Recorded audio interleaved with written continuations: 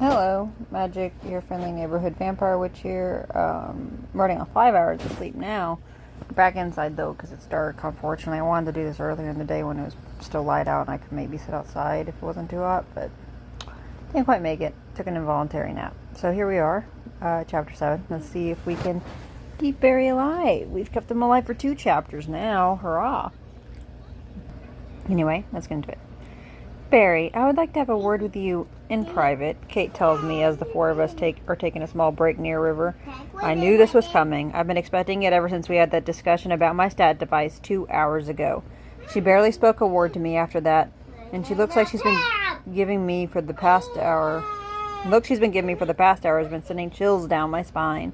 Whatever the reason for her sudden change of attitude towards me, I can't let things go on like this. We need to clear this up one way or the other. All right, I say, lead the way. Kate goes on ahead and I start to follow her, but before I take my first step, Darren grabs me by the shoulder. Remember, Barry, 3 taps. I'm trying to remember what that means. The look in his eyes is dead serious. I realize he's talking about the magical transceiver he gave me last night, which I'm still carrying in my pocket. He told me to tap it 3 times in case I'm in danger. I guess he must have also noticed that something was wrong with the way Kate's been acting for the past 2 hours. I nod to him and he lets go of me. I then go on to follow Kate, who is heading deeper into the forest. We walk in silence for about a minute. How far are we going, exactly? I ask her, but she gives no answer and continues to walk forward. After about another minute, she finally stops and turns to me, with the same cold look in her eyes that she's been giving me ever since we fought the dragon. Are you planning to tell me what? Kate doesn't let me finish my sentence and suddenly makes an ice dagger appear in her right hand, which she then almost immediately puts to my throat. I try to step back, but I realize there's a tree right behind me. She's now pressing her blade hard against my throat, and I can feel a trickle of blood running down my neck as my back is being pushed against a tree's trunk. If you make any kind of noise, I'll slit your throat here and now. Do you understand? I mean, I'm curious. I'm gonna go with yes. Good, now I want you to listen to me carefully and answer my questions. Tell me, where are you keeping Diane? What? The coldness of Kate's eyes is starting to get replaced by anger. Don't think you get away by just feigning ignorance like you've been doing up until now. I know who you are. I'm asking again, what have you done with Diane? Where are you keeping her? Answer me. I have no idea what you're talking about. Who is Diane? Damn you, Kate shouts furiously at me while tears are starting to form in her eyes. Damn you to hell. I trusted you, both you and Rose. Was this all part of your plan to recapture me? Were you trying to get close to me so that you could catch me off guard? Is Rose working with you too? What? No, listen to me. Where are the other Lissathi? Are they waiting to ambush me as we speak? Are they all just waiting for your signal? She thinks I'm a Lissathi, the race that built the dragon trap? What's wrong with her? She isn't making any sense. Damn it, Kate, I don't know what's gotten into you, but I'm not a Lissathi. Do you think I'd be wasting my time here trying to become a mage if I had the ability to build powerful magical traps and devices? You're lying, Kate yells at me. You are lying through your teeth. Humans could not survive with such a weak magical aura. And there's no other race that looks exactly like humans and possesses so little magical energy. Even if I am somehow a Lissathi, that doesn't deny the fact that I've been raised by humans and have never met these guys who captured you. Does this have something to do with the Beacon of Hope? I'm not working with any of them. Please trust me on this. Why? She screams while a tear slides down her face. Why should I trust you? What makes you any different from the rest of them? Why should I believe that you simply won't betray me like everyone else I've ever met in my life? I mean, I don't know if he's in love with her. But he did help her with the crossbowman.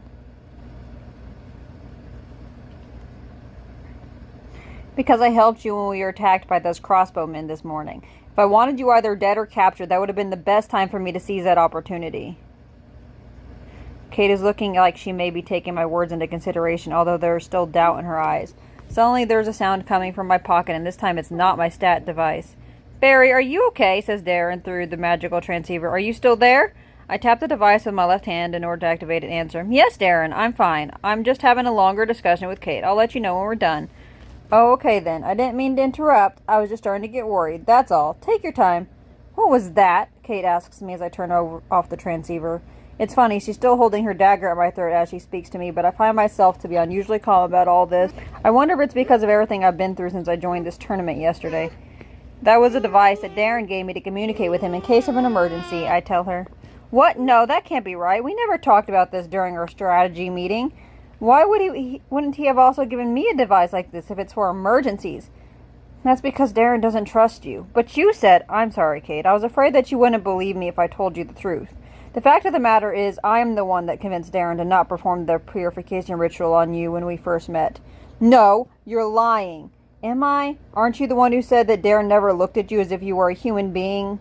Kate hesitates. Why would you, of all people? It's because of my sister, who turned into a banshee a long time ago. That's how I know you were different. Do you really expect me to believe? She stops when she sees the look on my face. She must have realized I'm being serious this time around.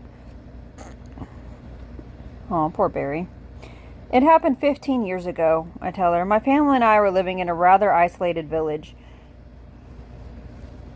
where people didn't really know much about banshees and mages in general. When my sister started gaining magical powers, we were all overjoyed because we thought we had a mage in the family. Then one night,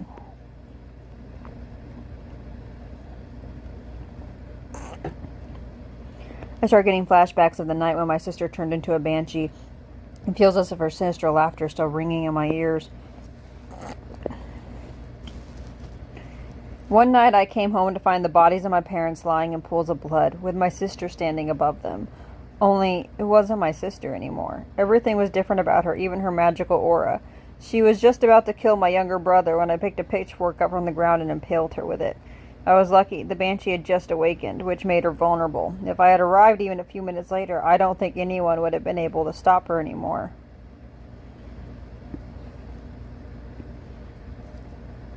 I pause and look Kate straight in the eye.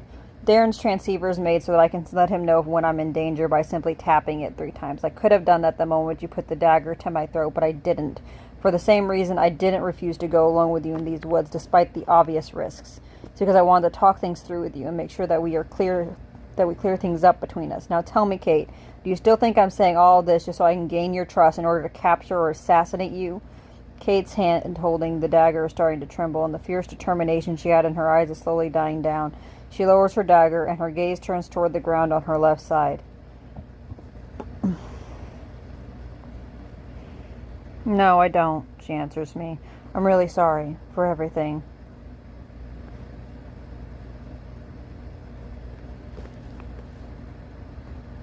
Are we still friends, then? Friends? She asks me, shocked. She looks at me, trying to figure out if I'm being serious or not. You're insane, she says. I almost killed you, but you didn't. Sounds like me. That's beside the point. I was ready to slit your throat at a moment's notice, and now you're talking to me about friendship? What's wrong with you? Are you completely out of your mind? Of course I am. Surely you must have realized this when you found out the true reason I joined the tournament. She's looking at me as if she can't believe the words I'm saying. Now, are we friends or not? I say as I hold out my hand to her. Kate pauses and looks at me hesitantly. Are you sure about this? She asks. Yes, I'm sure. Now come on, shake my hand already. My arm is going numb. Kate smiles sadly as she sniffs and wipes the tears from her eyes with her sleeve. You're an idiot, she tells me as she grabs my hand and squeezes it firmly. I know, I tell her as we finish our handshake. We should be going. Darren and Rose must be getting impatient.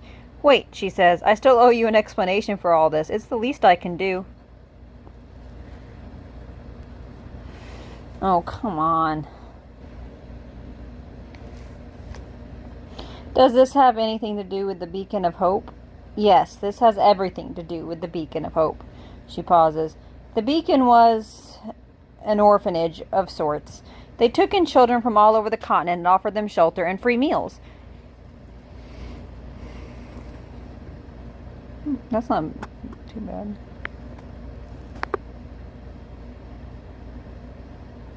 I was born in Varathia and abandoned as a child, so I was sent there at a very young age. The institution was run by a handful of very influential Lasathi at the time who had deep ties to the Varathian royalty. Unfortunately, the true purpose of that orphanage was not to shelter children who had no home, but to exploit them because they had no family members left to ask about them. Through repeated experimentation, the Lasathi were trying to find a way to turn regular humans into mages. So what you're saying is that you got all your powers as a result of these experiments?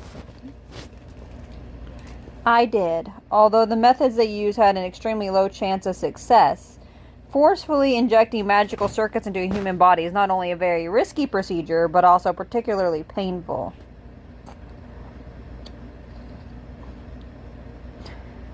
Of the thousands of orphans that were detained in that institution, only a handful of us survived. Due to the lack of results on their part, the Lasathi eventually stopped receiving funds for their project from the royalty, and they were forced to shut down the beacon. So, did they just let you all go after that? No, they didn't. I was part of the rejects. Their prolonged experiments had somehow failed to kill me, but my magic was so weak at the time that I could barely conjure a snowflake. They had no need for rejects, so they just dumped us on other continents. They used their teleportation magic to transport each of us in various remote jungles across the world, with nothing to our names other than the clothes on our backs and some knives they gave us to fend for ourselves. I was 12 at the time. Kate's eyes shift to the left as she talks, and her gaze becomes more distant. She must be reliving those moments from long ago as she is recounting them to me. I spent 3 weeks in that jungle, hunting small animals and avoiding predators in order to survive. When I finally managed to reach civilization, I was greeted with terrified screams and people running away at the sight of me. It didn't take me long to find out about banshees and to understand there was no longer a place for me in society. As time passed, I started encountering banshee hunters and white mages that wanted to have me purified. Luckily, by the time I started meeting them, my magical powers had increased considerably, and I became able to defend myself. What happened to the other rejects? The others didn't make it. They were all much younger than I was when they were thrown into the jungle, so they couldn't survive on their own. Even with the daggers provided by the Lasathi. I spent the first few years of my new life trying to track down the other orphans that were set free, hoping that at least some of them survived. But in the end, the only thing that I could do for them was give them a decent burial. And Diane? Kate was somewhat taken aback by my question. I guess she forgot that she'd already told me her friend's name. Diane was my best friend, and the only reason I decided to return to this hellhole, Kate says. She was one of the very few people that reacted favorably to their experiments. She and her brother were by far the most talented of all the mages that had been created in that facility. Due to her talent, she was assigned to the Lasathi's elite task force and often served as a personal bodyguard to the highest ranked members of their group. Okay. Wait, if they became so strong, how come they didn't fight back? The Lasathi had some collars that they used to prevent the mages from using their magic against them. The effects were somewhat similar to those of the spells preventing us from attacking locals in this tournament. I'm pretty sure that the artifacts used to cast these spells on us were also made by the Lasathi a few thousand years ago. I'm starting to get confused. Just who are these Lasathi exactly? My initial understanding of them was that they were some ancient race from this continent that went extinct a long time ago. Yes and no. They are indeed the oldest race on this continent, which is why most people refer to them simply as the Ancients. However, even though their civilization fell hundreds of years ago, there are still small groups of Lasathi here and there, staying hidden and trying to influence events from the shadows. As far as I know, there are no records explaining the exact reason of their civilization's fail, but it's commonly believed that their own arrogance was somehow the source of their undoing. Their banner is, after all, the hawk holding the sun in its talons, where the hawk represents the Lasathi and the sun represents the gods.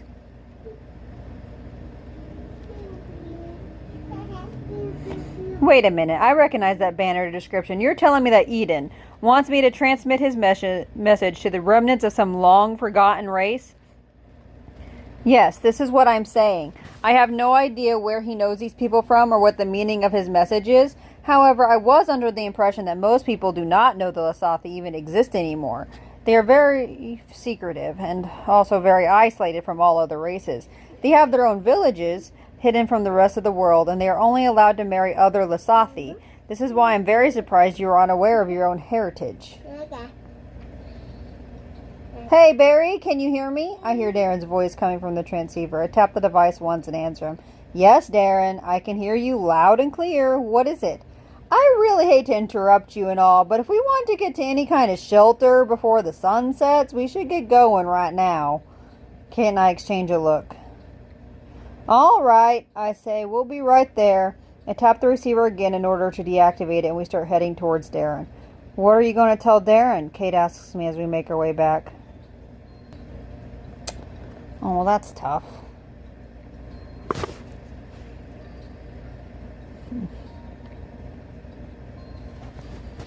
I mean, because I don't know if she's comfortable with me telling, but...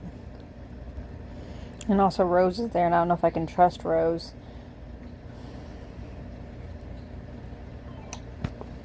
I'm going to go with this one. I'm going to tell him the truth. If we're going to keep traveling together, he needs to know. He isn't going to believe what I said to you. I have no proof to back up my claims. Don't worry, we'll figure something out. Kate doesn't look like she shares my optimism on the matter, but she decides to drop the subject for now. As we make our way back, we see Darren and Rose with their backpacks ready, waiting impatiently for us. Finally, Darren says, I hope you've said all you needed, because we're not taking any more breaks. Let's go. As we all walk side by side through the forest, I try to think of a way to bring up the subject of Kate's past. Should I tell Rose too? How are they going to react to all this? Maybe I should wait until we make camp. I want to tell Rose, because we don't know if we can trust her. Before I finish my train of thought, our journey gets interrupted yet again, this time by a violent earth tremor. What is this, an earthquake? Darren says. Please don't be a dragon. Please don't be a dragon. Please don't be a dragon, Rose says, starting to panic. As the earthquake intensifies, we start seeing a human figure in the distance, getting bigger and bigger until it reaches the height of 50 feet. The giant man is dressed in leather armor. He has a black beard that reaches down to his chest, and he has a big grin on his face. As he starts to speak, his voice is so loud that it completely drowns out any other sound in a 5-mile radius. It doesn't really help that he's shouting either. Now that I have everyone's attention, the giant man says, I would like to take this opportunity to introduce myself. My name is Hadrick, but my friends call me the Dwarf. I came to this tournament for only one reason, to test my strength against the strongest mages in the world. So what do y'all say? Shall we have fun little practice bout before we get our objectives? I'll be waiting right here for any challengers. I'll try to hold back as much as I can, but I can't make any promises. His laugh is so loud and jolly, kind of like the laughter you hear from a friendly bartender or innkeeper. What's wrong with this guy? Doesn't he realize what kind of place this is? The giant starts to shrink slowly as he's laughing, and eventually he disappears behind the trees. Damn, Darren says, that is some impressive shape-shifting. He must have a lot of magical power to be able to turn into something this big. Do you have no knowledge of even the basics of shape-shifting magic? Kate asks him. You can't just turn into something 10 times bigger than your normal size, no matter how powerful you are. It violates the fundamental principles of shape-shifting. This was obviously an illusion. Oh yeah? Since you're so sure it was an illusion, could you perhaps care to explain how he managed to make such a realistic earth tremor while he was busy maintaining the illusion spell? How am I supposed to know that? Maybe he has an ally that specializes in earth magic. How is that even relevant? Something isn't right here. Although the fundamental principles Kate speaks of should indeed prohibit the use of shape-shifting in such a manner, an illusion isn't that much more probable either. There's no way any illusion could reach this far out, no matter how powerful the mage is. There must be something we're missing, or perhaps the man who calls himself Hadrick managed to find a way to temporarily circumvent the laws of magic as we know them? I don't know. I know nothing about this.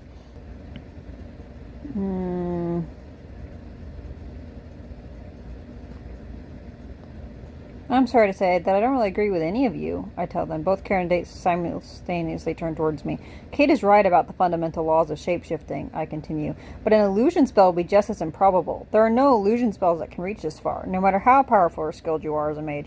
There must be something we're missing here. Well, it doesn't matter either way, Kate says. This is obviously a trap. I honestly can't imagine how anyone could be stupid enough to fall for something so... Suddenly, the bodies of me, Kate, and Darren all start to vibrate loudly as we get enveloped in a white light. Oh no, Kate says. What's happening? Rose asks us. Rose, catch, Darren says as he throws his transceiver. As soon as she catches it, the three of us get teleported away at the same time. The sensation I'm getting is the same as the one I got when I first transported to this continent. It feels almost as if every fiber of my body is being decomposed and then slowly reassembled, while I maintain full awareness of myself throughout the entire process. When I regain all my senses, I find myself surrounded by a few dozen mages, with Darren and Kate standing right beside me. The mages are looking all around themselves, confused. It seems we weren't the only ones that were teleported here all of a sudden. I recognize one of the mages as being the giant that challenged us. He's surprisingly smaller than I expected him to be. I don't think he's much taller than 4 feet. That explains why they call him the Dwarf. Judging by his position of a very tall tree I had chosen as a landmark when we left, I'd say we've been teleported right back in the middle of the clearing where Hadrick first made his appearance a few moments ago. Is this the dwarfs doing? Good evening, gentlemen, we hear a voice coming from above. We all look up at the same time and see a little brat floating casually in the air with his hands in his pockets and his eyes closed. Eden. Of course it would be Eden. I am deeply sorry for interrupting you all from your daily activities, but I thought this would be a splendid opportunity for all the participants of the tournament that were in the area to get to know each other better. He then raises his eyebrows and starts looking all around him, with his eyes still closed. Huh, he says. In all honesty, I was expecting this to be a trap of some sort, or at least a well-thought-out ambush, but it seems I was mistaken. How disappointing. Barry, Darren whispers to me while Eden is talking, take out your transceiver and tell Rose where we are. Tell her to come towards us and we'll meet her halfway as soon as we manage to get out of here.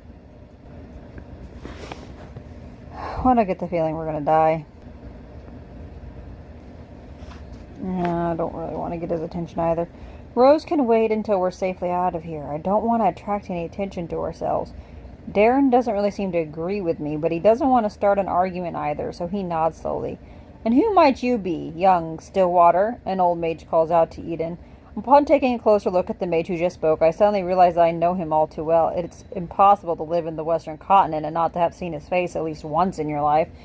His portrait appears almost every month in the newspapers, after all. The man standing in front of me is none other than the fabled Azarius, the Sage of the West. There are many strong mages in the world, but only 4 of them are officially recognized to be the elite among the elites.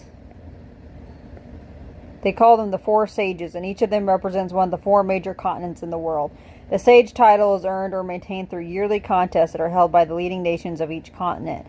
Given that each of the 4 major continents is named after the cardinal point that represents its position on the world map, each sage title also carries the appropriate cardinal point in its name. The Sage of the West looks exactly as I've seen him in the pictures, an old man, almost 80 years of age, with a long beard as white as snow, holding a long wooden staff in his right hand and wearing a traditional wizard robe, as well as a pointed hat. He's like a living example of what most people would imagine when thinking of a mage. Eden looks confused as he quickly turns his head left and right as to make certain that there is another Stillwater floating beside him. Are you perhaps referring to me? He says to the sage. I'm quite certain that I'm a fair bit older than you, Sage of the West. The dwarf named Hadrick suddenly laughs loudly, grabbing everyone's attention. When I called out to everyone earlier, I was hoping for a few strong challengers, but I never dared to dream that a Stillwater would actually show up. How about it then? Are you up for a short sparring session to warm ourselves up before the tournament? Actually, I'm not participating in this tournament, Eden says, smiling. However, it would be disrespectful of me to decline your challenge after having teleported you all the way here. He pauses. Uh-oh. Very well then, a sparring session it is. But I wouldn't want to simply crush you with a flick of my fingers. That'd be too boring. How about we both agree to use no magic for the duration of the battle? I like your style, Stillwater. We are in agreement then. No magic until the end of the battle. The fight ends either when one of us can no longer fight or one of us gives up. The Stillwater smiles again and he starts to slowly descend towards the door. As he lands on the ground, there's a loud murmur coming from all the mages all around the clearing, and they all step aside to give the 2 combatants the space they need to begin their fight. The Sage of the West is watching the 2 of them intently, with his eyebrows furrowed. This is it, Darren tells me. This is our chance. Let's get out of here while everyone else is watching the fight. I mean, I really don't want to piss Eden off, but like, he's right. This is our chance.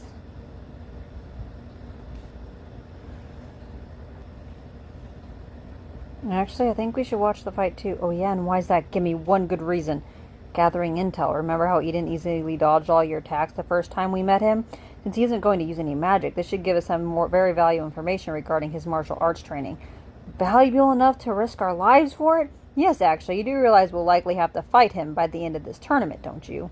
Shouldn't we take advantage of every chance we get to try and find his weaknesses, even at the risk of our own safety?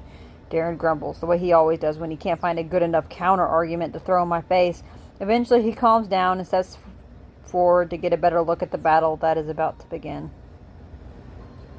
Kate, who has heard our discussion, is also stepping forward in order to see the fight better. She is wearing her hood and covering herself in her green cloak in order to hide the fact that she is a woman. Just as the two combatants prepare to lunge at each other, there's a very loud voice coming from my left pocket. Hello? Is anyone there? Can anyone hear me? Hello? Rose shouts through the transceiver. Crap, I had completely forgotten the fact that the device was set at its maximum volume. This is bad. This is really bad. Every single one of the mages is now looking at me, even the two that were starting to fight. I quickly tap the transceiver and talk to Rose, but before I get to say anything, it is Eden that answers her question. Yes, Rose, we can all hear you, he says loudly.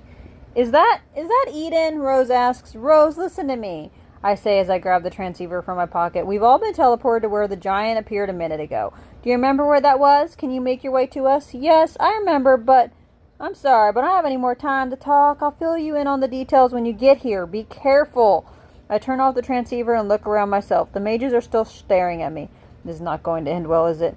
Whoa, whoa, whoa. You've got to be kidding me. Another Stillwater, says one of the mages. No, this one's just an ordinary human, Azaria says. You can tell by the look in his eyes. What are you talking about? Eden asks, smiling. Of course he's a Stillwater. Didn't you all see him fight that dragon in the sky single-handedly a few hours ago? There's a loud murmur again, as many of the mages confirm having seen me duel the dragon. If I'm going to want to bluff my way through this tournament, then there will never be a better opportunity than this. Well, I mean, he's not wrong. He speaks the truth, I tell them. That dragon was in my way, so I had to get rid of him. But you don't need to worry about that, unless, of course, you plan to stand in my way as well. The mages start talking amongst themselves, but they are hesitating to respond to my provocation. I don't know. Man, my brain's tired. You're all pathetic, says a mage who's wearing red robes and has a particularly crazy-looking eyes. There's dozens of you, and you're still hesitating? If you are a lot are too craven to attack him, then I'll do it myself. The mage in red robe steps out of the crowd and takes his battle stance. I hope you'll live up to my expectations, Stillwater. I intend to take your head as a trophy. Not if I have something to say about it, Darren says as he steps in front of me with his sword pointing towards the mage who was just talking. The healer in armor stands against me, asks the fire elementalist.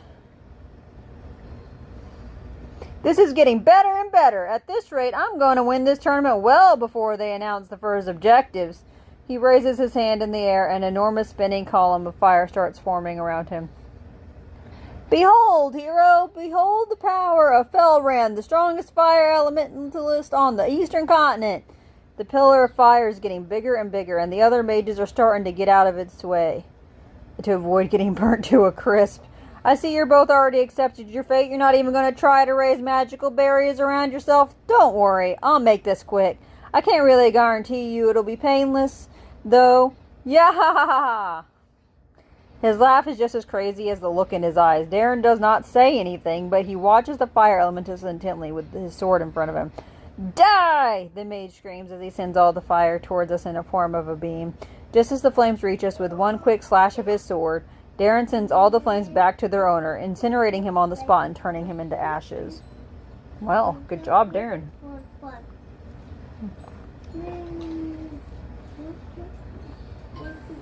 Did you see that? Shouts one of the mages.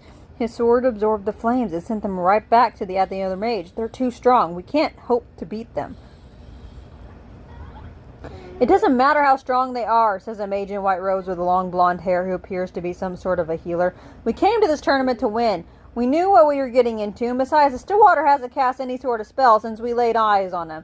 Do you think that's a coincidence? Stillwater or no, you can't possibly fully replenish your magical energy in just over 2 hours after a fight with a dragon. He must be in a vulnerable state. Now's the best time to strike.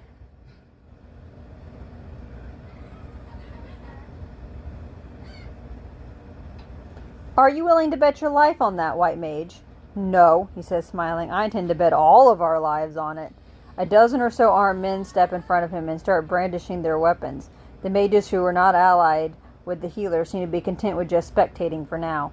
They're all weapon enchanters, Darren whispers to me, but they seem much weaker than Cutthroat Dave, so I should be able to take them all on myself without much trouble. The main problem is going to be that healer.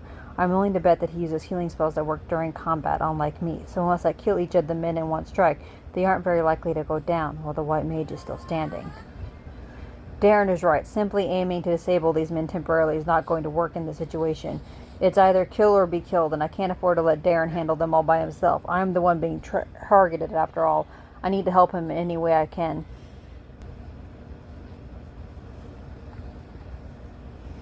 I don't know if speed is going to help us. Then we'll just have to make sure we kill each of them in one shot, I tell him. As I pull out of my crossbow from my backpack, I'll aim for their heads. All right, then I'll take the 9 on the left and you take the 3 on the right. You really are looking down on me, aren't you? Hey, I'm not the one trying to act all badass with a glorified slingshot in his hands. He doesn't give me the time to reply and rushes into the midst of the enemy forces, swinging his sword left and right. I guess I should be getting to work as well. The 3 on the right, huh? I shoot the first one in the head while he's being distracted by Darren's bull rush. The second one barely had the time to understand what was going on before I also shot him down. The third one sees what's happened to his comrades and attempts to rush at me with his dagger, but it was a futile attempt. Once I killed the last of the henchmen on the right side, I look towards the healer and knows that he is no longer protected by any of his bodyguards. What's more, he isn't even looking towards me, being more concerned with what's happening on Darren's side of the battlefield. It was the easiest thing in the world to take him out as well, with a well-practiced shot to the temple. When they see their leader fall to the ground, the mages and his team, who were still left alive, completely freak out and start running away as far as their legs can carry them without so much as a single glance back towards us. I guess that's that, Darren says, and he starts walking back towards me. As he approaches my location, we suddenly find ourselves surrounded by about 10 rock golems that spawned out of nowhere and are at least twice the size of me. There's also a powerful summoner amongst these mages. I was careless to let my guard down just because I scared off a few weaklings. What's the matter, Stillwater? I hear a voice coming from behind the wall of golems. Aren't you going to shoot the golems with your little crossbow as well? This isn't good. Darren will be able to fight off all these golems by himself while also defending me. I need to do something. I mean, we're doing good so far, but like, running out of save slots. I mean, I don't think I can fight the golems.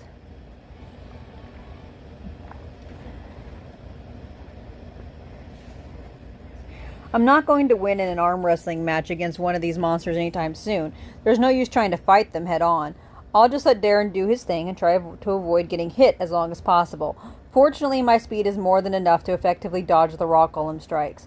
They have very slow movements, and it's easy to predict how they'll attack next. After dodging a few golems, I take a look towards Darren to see how he's doing, and I'm pleasantly surprised to find out that he's already dispatched 4 of them and is moving on to his 5th. There's now enough room for me to maneuver around, and these golems are pretty slow, so they shouldn't be a danger to me anymore.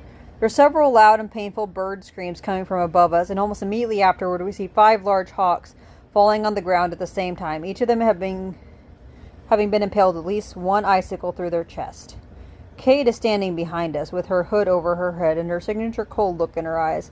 Typical summoner tactics, she says. Distract the enemies with cannon fodder, and then use a surprise attack from above. I'm surprised that you actually managed to survive this long without knowing this, Darren. You must have been living quite a sheltered life while you were out on your heroic campaigns. Shut up, Darren says as he cuts through another rock golem. I was going to deal with those birds once they came down. Not everyone has fancy unlimited ranged attacks to use at their leisure.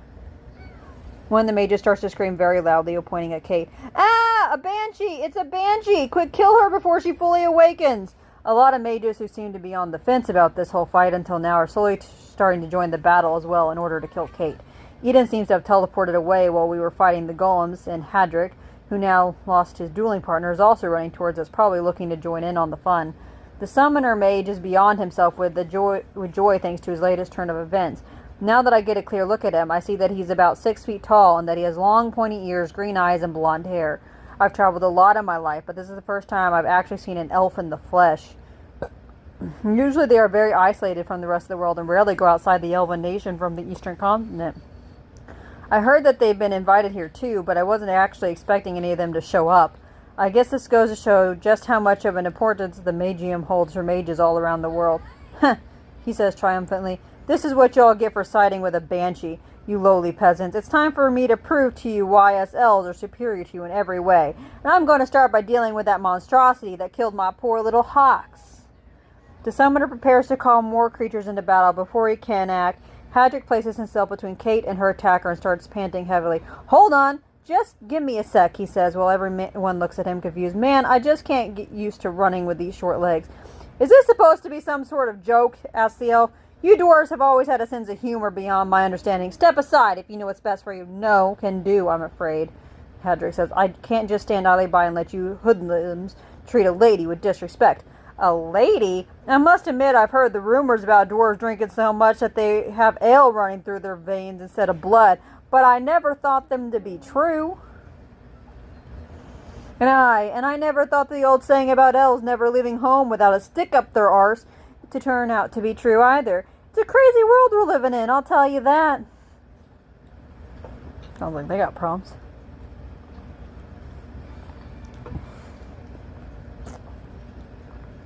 The summoner scowls upon hearing the dwarf's words. That lady you are so keen to protect is a banshee. She is plague upon this land, which must be dealt with immediately. Oh, Hadrick says with a smug grin on his face. Is she now?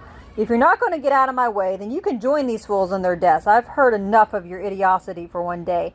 Just as the summoner and all the other mages are preparing to attack, a loud shout from Azarius the sage freezes everyone in place. Enough, he shouts. There will be no more bloodshed this day.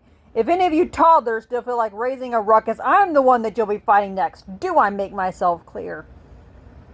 What? Asks the elf. Have you gone mad? Do you realize what will happen if we let this evil monster roam free? I am well aware of the consequences, and I'm willing to take full responsibility for my actions. You are, however, free to challenge me to a duel if you believe your cause to be the righteous one. The summoner looks as if he were about to explode, but he ultimately decides to simply turn around and leave. Without saying another word, the other mages who are about to join the fight are now all sheathing their weapons. I'm deeply sorry for not stopping this ridiculous fight sooner, my friends, Azarius says, looking at all four of us in turn. I'm afraid that curiosity got the better of me, and I couldn't bring myself to end this before getting the rare opportunity to see the great hero Darren in action.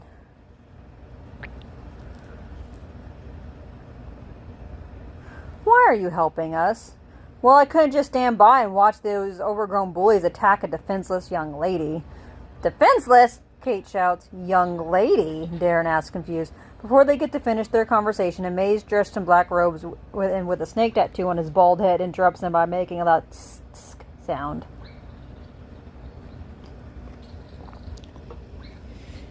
This will not do, Sage of the West, he says. This simply will not do. Azarius turns to him, smiling calmly. A follower of the god of death honors us with his presence, he says. If I did anything to offend you, then by all means, please state your complaint. My complaint is simple, Sage. My god requires more sacrifices to be had this day, and you deprived him of them by interrupting this fight. Oh, but I was quite sure that despite his title, Ulrich, the god of death, only delves in necromancy and not actually ruling the realm of the dead. Why did he suddenly begin to take an interest in the affairs of people who are still alive? If you are simply in search of fresh corpses, I assure you there are plenty to be found lying around these parts after yesterday's events. Do not question the great Ulrich's judgment. Heathen, your actions have angered my god, and now you will feel his wrath. A mage who is wearing a silver circlet on his head and green robes grabs the necromancer by the arm. Calm down, Zach, he says. There's plenty of time left till the end of the day. We can just kill some people after we get out of here, and the number of deaths will be the same. Unhand me, fool! I'm only traveling with you because my god ordered me to. Do not presume to tell me what to do. This matter has nothing to do with you or your god of fate. The necromancer pulls himself out of his ally's grasp and starts casting a spell. Tell me, Azarius, he says, have you ever heard of the still winter? I've heard several accounts of it when I visited the continent in the past, yes, the sage answers calmly, but none of them were what I would call reliable. Supposing it was a great war that was waged on this continent between still waters and ancients some 600 years ago. Indeed, Zach says, but what would you do if I told you that the remains of the Stillwaters who died in that war can still be found deep underground, scattered throughout the continent? As the necromancer speaks, dozens of skeletons are starting to slowly surface from the ground below us. What would you do if I told you that I could bring these still waters back to life as my puppets, with almost all their former magical prowess still intact? The skeletons are now starting to attack all the mages around us while they're running away, screaming in terror. The sky itself has darkened as it started killing, literally raining fire and brimstone. Kate is struggling to keep an icy roof above our heads to shield us from the flames, but it's melting almost as quickly as she is reinforcing it. What would you do, Sage? Tell me. Well, since you asked me so politely, Azaria says, smiling, what I would do is this. The Sage of the West mashes his staff onto the ground, and I can feel very intense vibration in the air all around us. The skeletons have suddenly stopped rampaging and are all just standing in place, vibrating loudly. After a few seconds, all their bones shatter into pieces at the same time as the rain of fire is brought to a halt and the sky is starting to clear up once more. Zack, the necromancer, appears to be dumbstruck as he desperately looks around himself to see if there isn't at least one of his undead minions that escaped the onslaught. That was an impressive spell, no doubt, Azaria says, but in the end, despite the ridiculous amount of magical power, those skeletons were only a bunch of old dried-up bones bound together with magic. A powerful enough sonic attack can shatter any object as long as you correctly match its vibration frequency. Now, if I'm not mistaken, that spell of yours has a duration of about 5 minutes. It can only be cast once per day. Unless you have some other trick up your sleeve, I believe there are a few people who would like to have a word with you and your companion. All the mages that were being chased by skeletons a few moments ago have now surrounded the necromancer and his ally, and you can see that they are thirsting for blood. I'm tired of your crap, Zack, says the necromancer's companion. Every single time it's like this. I'm tired of always having to save your sorry behind. Next time we're in a town, you're the one buying the drinks. The mage with the circlet on his head then throws something on the ground, which explodes and fills the whole area with a thick gray smoke. Quick, says one of the mages, disperse the smoke. Don't let them get away. An air elementalist blows all the smoke away, and we can see Zack and his friend a few hundred feet from us running towards the trees. After them, says a mage, and they all start chasing the two of them. Eventually, the mages disappear into the forest, the only people still remaining in the clearing being me, Darren, Kate, Hadrick, Azarius, and a young boy, likely in his late teens, who seems to be the sage's loyal retainer. It really never ceases to amaze me how easily people can be fooled by simple illusions like that, Azarius says while stroking his beard.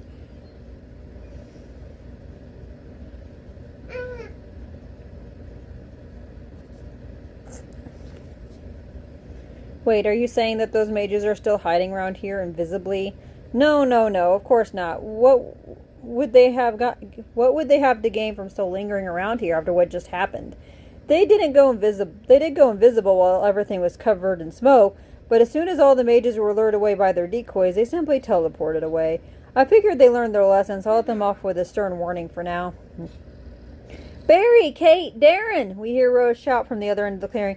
Thank the gods you are okay. As she pauses to catch her breath. She must have been running all the way here. What happened? She asks us. How did you all end up in this place? It was Eden, Darren says. He teleported us here along with another 50 mages, probably in the hope that he'd get to watch us all kill each other, but he eventually got bored and teleported away. Most of the other mages left the clearing in a hurry a few seconds ago, chasing after some necromancer who tried to kill us all but failed miserably. I see, Rose says. She turns toward Hadrick and walks over to him, offering to shake his hand. You must be the shape-shifting giant from before. I'm very pleased to meet you. My name is Rose. Did you manage to find the challenger you were looking for? Aye, lass, Hadrick says, grinning as he grabs her hand and shakes it. I believe I have. Did he just take a quick glance towards me when he said that? Oh, gods, I hope not. Maybe it was just my imagination. That is good to hear, Rose says, smiling. She then turns towards Azarius. I'm sorry. Do I know you from somewhere? She asks him. You look very familiar. I do not believe we've met before, but my portrait appears in the newspapers every once in a while, so you may know me from there. My name is Azarius. Pleased to make your acquaintance. Master Azarius, says the young boy standing beside him. I do not mean to be rude, but may I ask why you chose to intervene in this fight? Weren't you the one who taught me that banshees are foul demons that are not to be trusted? Henry, I've told you many times before, there's no need to be so formal when you address me. You can call me simply Azarius. As for your question, before I answer you, I must ask you this. Do you remember the first lesson I taught you about banshees? Do you remember why banshees need to possess human or animal bodies in order to survive? Of course, the banshees were originally born on the magical plane of existence, but they were banished long ago, cursed to live the rest of their lives on the earthen plane. On this plane, it is not possible to live for long without a physical body, so the banshees were forced to adapt by stealing the bodies of other living organisms. Once it is seized by a banshee, the body stops aging, but due to the incompatibility between the banshee's soul and the physical body, the link between the two will decay over time, which forces the spirit to change hosts once every few decades. Very good, Azari says. Now tell me, do you sense any kind of otherworldly vibe radiating from this young woman's body? Does her magical aura appear in any way to be different from that of any other mage you've encountered in your life? No, but I do not understand. How can this be? The sage smiles. This is because she isn't a banshee. She is a woman with magical powers. A woman mage, if you will. What? Darren blurts out. How can you be so sure? You can't possibly tell me that you are basing your entire reasoning on something so vague. You surprise me, healer in armor, Azari says thoughtfully as he strokes his beard. The way you phrased your last sentence suggests that you do not believe this woman to be anything other than a banshee, and yet you seem to travel alongside her. Most peculiar. Darren is looking a little flustered after hearing the sage's remark, but Azarius pays him no mind and says steps towards me. What about you, Barry? He asks me. From what I could gather, the four of you are all traveling together. How would you define your relationship with the young woman named Kate?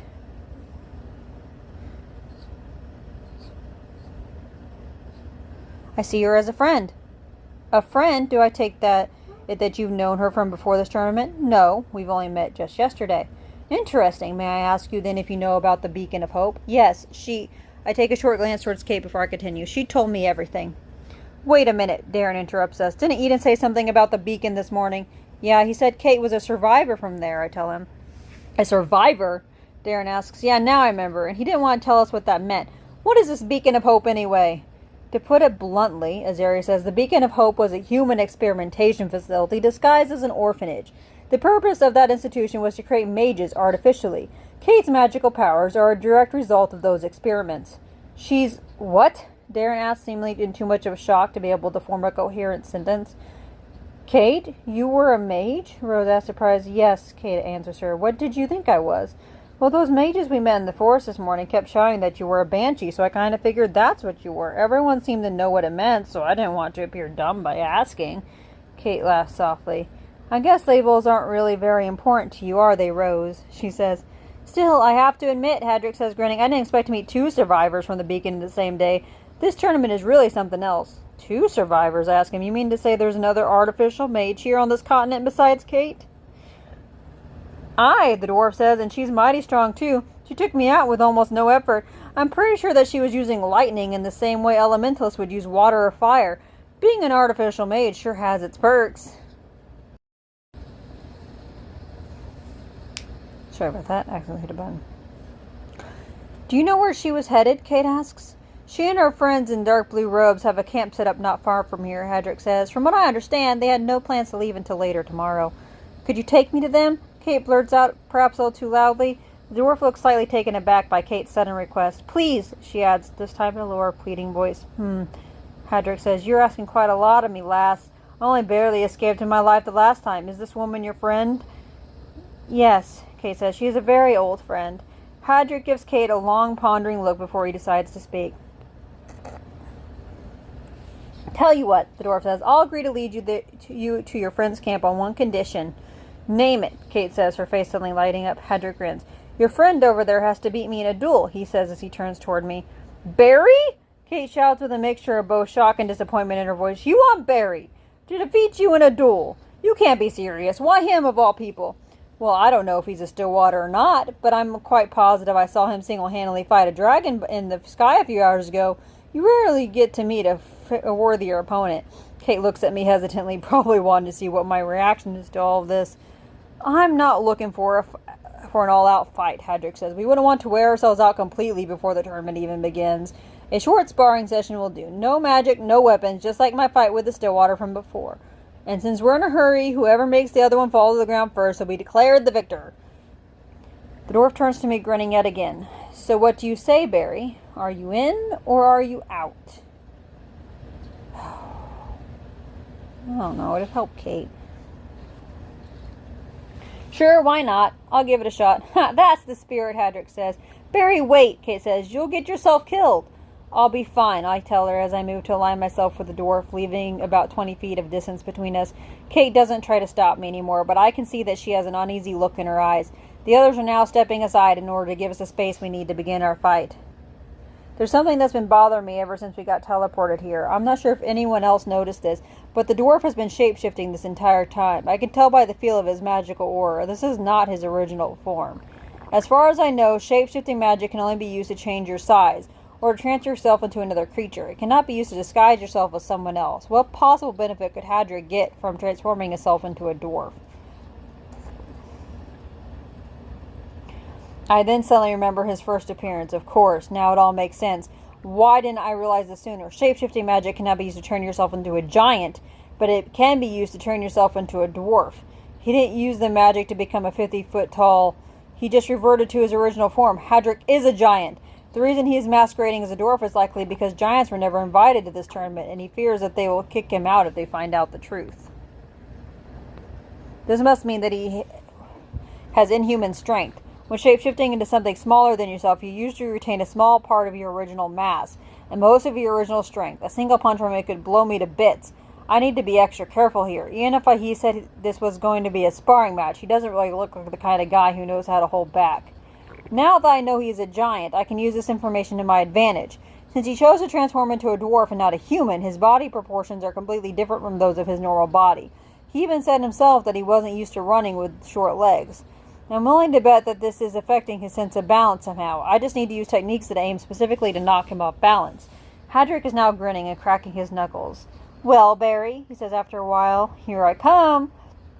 And the dwarf comes charging directly towards me without bothering to use any evasive maneuvers. Just before he reaches me, he picks up speed and appears right in front of me, almost as if he used teleportation. Instead of going for a punch, however, he attempts to prod me with his index finger. Ooh, my reflexes. Even for a prod, his strike was so fast I couldn't even dream of dodging it. Instead, I get thrown back about 4 feet before falling to the ground with a big thump. Barry, are you okay? Darren shouts as he rushes towards me. I'm fine, I answer him, maybe just a little shaken up. Well, that was underwhelming, Hadrick says, disappointed. I guess I was getting my hopes up a little too much for this fight.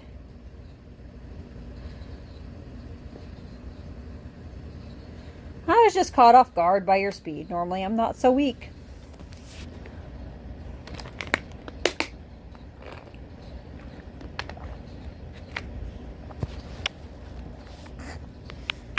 Oh, the dwarf says, grinning. How about a rematch then? Although I have to warn you that this time I won't be going easy on you anymore.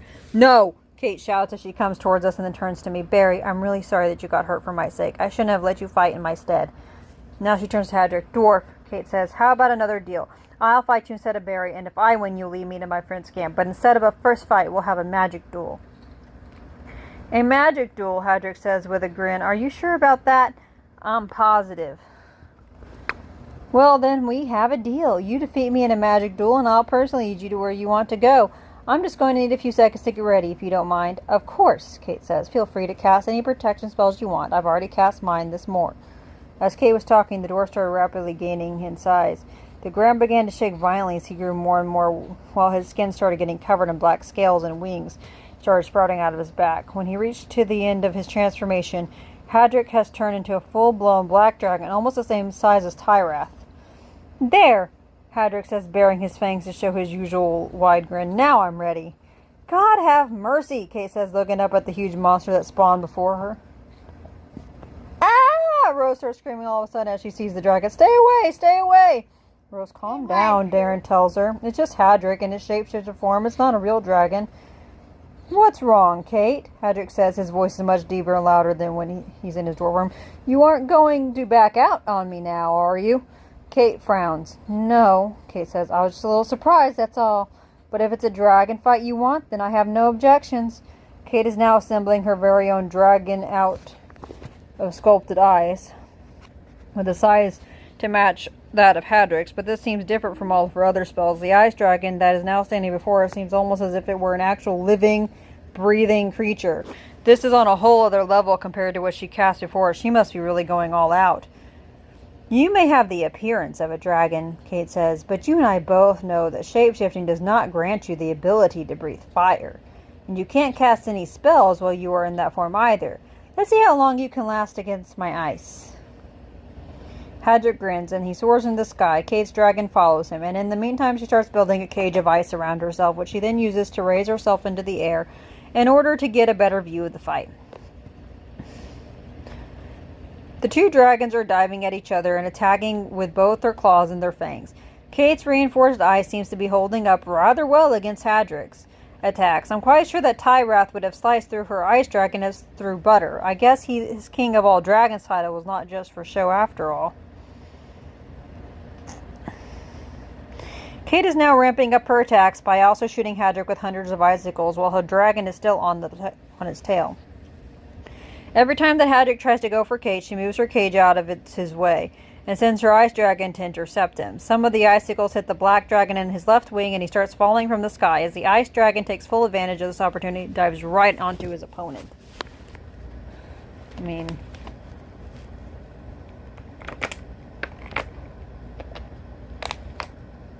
I do what you gotta do. The two dragons crash on the ground with the ice one on top, putting the black one into place with its claws. Kate is now descending as well, still in her ice cage, and she looks at Hadrick, waiting for his next move. Okay, I give up. You win, Hadrick says as he transforms back into his dwarf form. Upon hearing his words, Kate brings her cage down, and once she's safely on the ground, she dismisses both the cage and the dragon. Does this mean that you'll grant me my request? Kate says with a hopeful look in her eyes. Well, I can't say that I'm really looking forward to it, but a deal's a deal. Pack your bags, Kate. I'm going to lead you to your friend. Thanks so much. I have a lot of money with me. I promise I'll make it worth your while. What are you talking about? Hadrick asks her. I already said that we have a deal, didn't I? There's no need for you to pay me anything. Now hurry up and get your backpack. It'll be a lot harder to find our way through the forest once it gets dark. Of course, Kate says. I'll be right back. My friends, Azarius tells us as Kate hurries past him to get her backpack. It has been a great privilege to meet you all, but I'm afraid we must take our departure as well. I only have one question before we leave.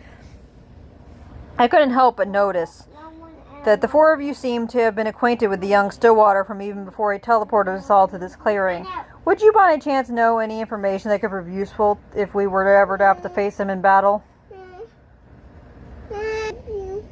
We don't really know very much about him, really, since we only just met him this morning, I tell him.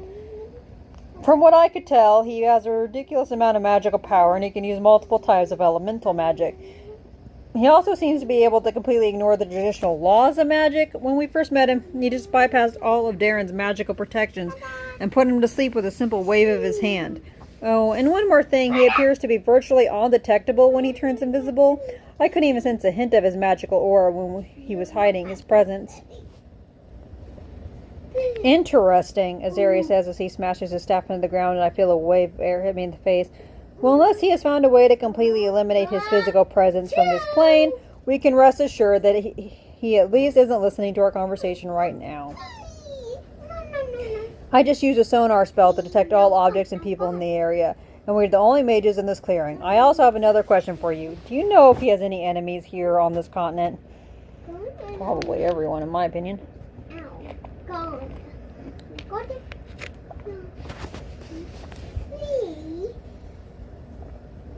Yes, he does. Tyrath the dragon I fought in the sky a few hours ago was looking specifically for Eden and wanted him dead. I believe that he's made an enemy of the Lasathi as well. He told us to deliver a message to any ancients we find and tell them to remember the still winter.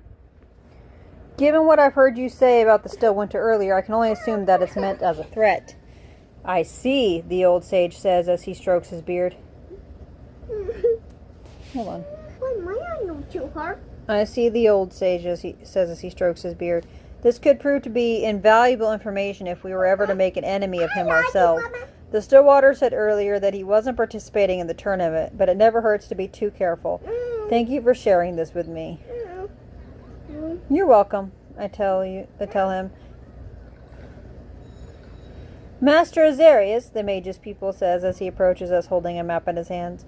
Azarius, the sage says, just call me Azarius. Yes, Master Azarius, the sage sighs. Tell me, Henry, what is it? I notice that there is an unusually large concentration of magic around this area, Henry says while pointing at the lower side of his map. Perhaps it could be what we are looking for? Perhaps, Azaria says. At any rate, it's not very far from here, so I suppose we can make it there before it gets too dark to see anything. Mark the location on the map. Understood.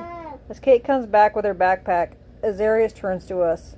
Goodbye, my friends, he says. I wish you all safe travels, and I hope we all meet again.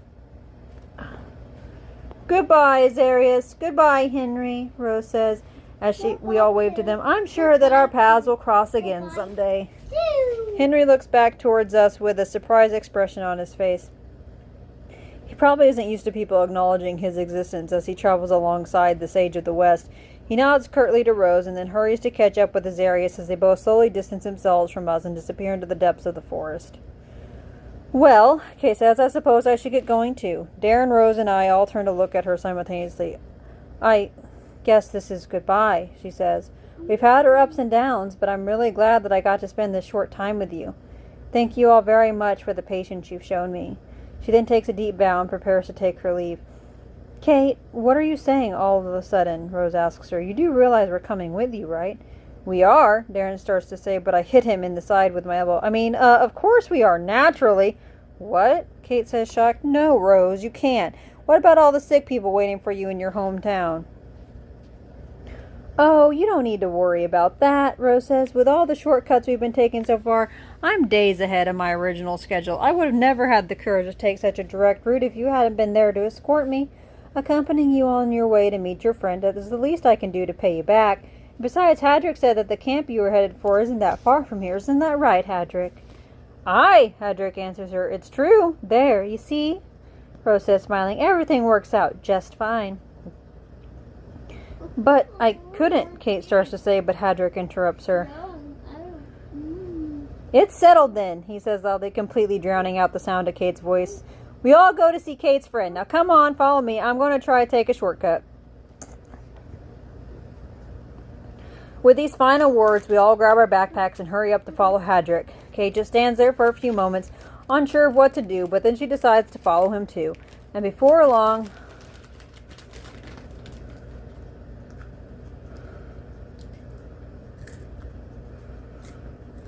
She starts walking side by side with us again, as if our previous discussion never even took place. We walk in complete silence for a few minutes. Kate has always been the silent type, so I'm not really surprised about her, but I don't think I've ever seen Darren go for more than a minute without opening his mouth. He must still be in shock after what he's heard about the beacon. He's probably still having a hard time internalizing that information, given how adamantly he's been holding on to the opinion that Kate was a banshee until now. Boy, you guys sure are a quiet bunch, Hadrick says after a few more minutes of awkward silence. Fine, I'll break the ice then. Come on, ask me anything.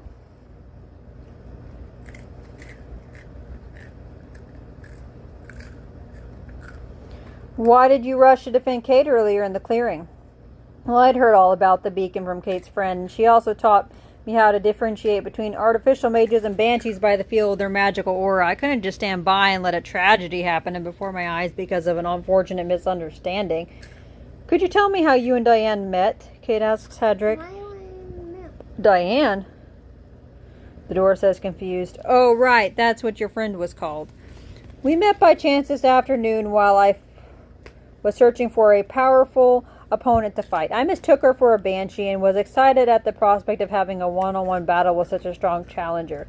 Unfortunately for me, she proved to be a bit too powerful and she neutralized me with a single spell. Her friends in the blue robes ordered her to finish me off, but she refused to do it. They eventually stopped trying to reason with her, and I told her just to make sure I don't stand in their way anymore. She defied the ancients? Kate asked, surprised. Aye, Hadrick says. When I realized that she was actually serious about sparing my life, I asked her if she's really a banshee. And that's when she told me all about the Beacon of Hope and about artificial mages.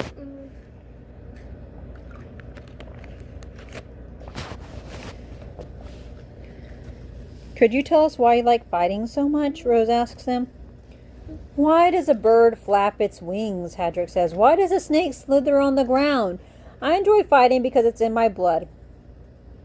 My father was a warrior and his father before him, and it goes the same for me and all the members of my clan. Mahad Salak, I tell Hadrick. Mahad Maktar, he answers me without thinking. Hadrick then realizes the trap I've laid for him and starts laughing loudly. You got me, Barry, he says. Well played. I'm sorry. I don't understand. Rose says, glory in life, glory in death. I translate to her. Many of the giants on the northern continent live and die by this credo, and some of the clans even use this as a salute between members. I read about it once in a book that described the races and cultures of the northern continent. But why would a dwarf like Hadrick know this credo? Rose asked, still confused. It's because he isn't actually a dwarf. He's a giant, shape-shifting into one. What? Darren asks, utterly shocked. That's some really impressive deductive skills there, Barry, Hadrick tells me. How did you figure it out? Well, ever since I saw you in the clearing, I could tell by your magical aura that you were already shape-shifting. But shape-shifting magic can only be used to modify your size or to transform you into another creature. You cannot use it to disguise yourself as someone else. So I figured that you need to have some sort of reason to make yourself seem smaller than you actually were.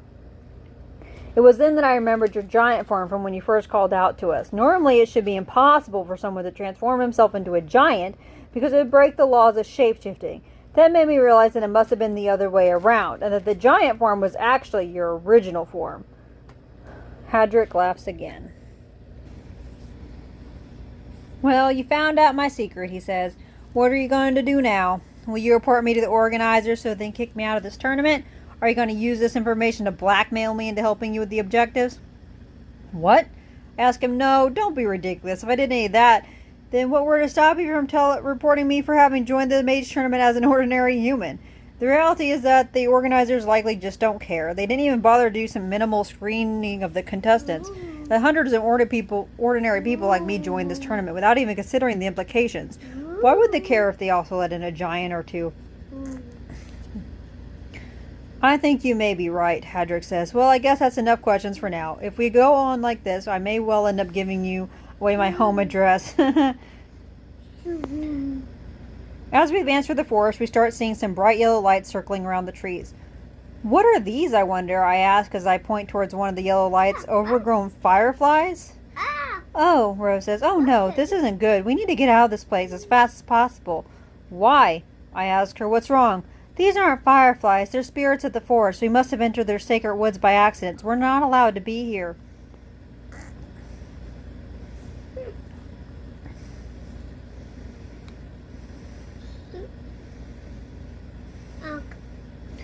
What are sacred woods? They are small areas within the forest where only animals are allowed to roam free. Only animals? Who decides these rules anyway? The great golden fox. Please, there's no time to talk. We need to get out of here before it's too late. Kate? We hear a woman's voice come from behind a tree. Kate, is that you? As the woman who appears to be Kate's friend reveals herself to us, we see that she has a rather muscular physique, although it doesn't by any means make her look unattractive. She has blue eyes and short blonde hair that's standing up on her head, likely as a side effect of her electrical powers. She is wearing a tight leather pants and a gray tank top shirt.